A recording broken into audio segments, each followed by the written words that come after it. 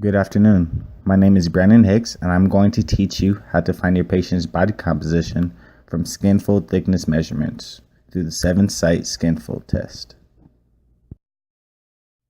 The equipment you'll need to find your patient's body composition is a device called the skin fold caliper.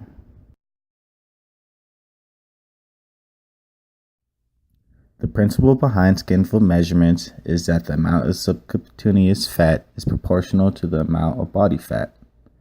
The exact proportion of subcutaneous fat to total fat varies with sex, age, and race, as you will see in the classification table towards the end of the video. There are very specific procedures when performing a 7-site skin fold measurement test. First, all measurements should be made on the right side of your patient's body with your patient standing upright. The caliper should be placed directly on the skin surfaces about 1 centimeter away from the thumb and finger, perpendicular to the skin fold and halfway between the crest and the base of the fold. The pinch should be maintained while reading the caliper, and you should only use the caliper for 1 to 2 seconds, not any longer, because you can cause harm to your patient. The 7 sites that will be used for the skin fold test include the abdominal section, the triceps, chest pectoral, mid-axillary, subscapular, suprailiac, and the thigh. As you can see also in these 2 photos provided, these are the sites used for the skin fold test.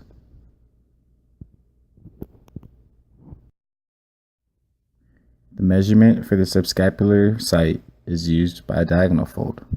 The measurement is 1 to 2 centimeters below the inferior angle of the scapula.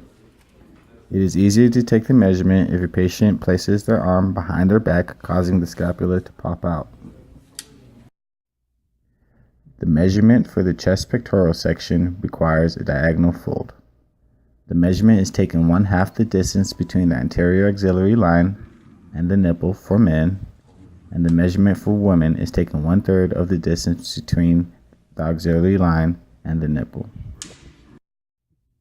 For the triceps, you will be making a vertical fold to make the measurement.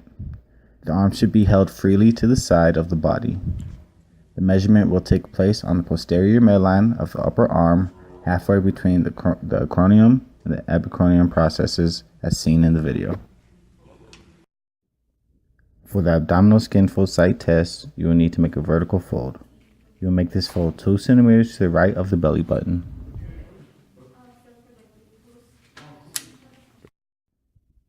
The suprailiac is a measurement used by a diagonal fold.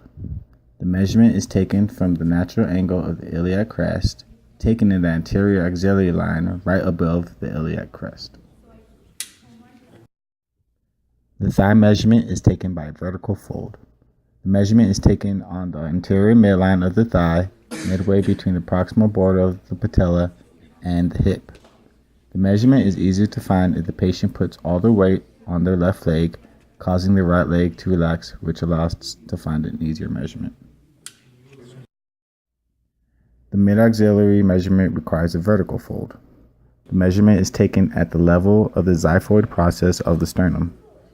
It is easier to take the measurement if you have your patient cross the right arm and place it on their left shoulder. The results we got from the 7 sites will help you find your patient's body density for either men or women. The percentage of body fat can be estimated once the body density has been determined. Using the following 2 equations, you can find your patient's body fat percentage. You'll be able to compare these results with the population-specific formulas for conversion of body density to percentage body fat provided by ACSM guidelines. You can also compare your patient's fitness category based on body composition. This will eventually help you form an exercise program plan for your patient.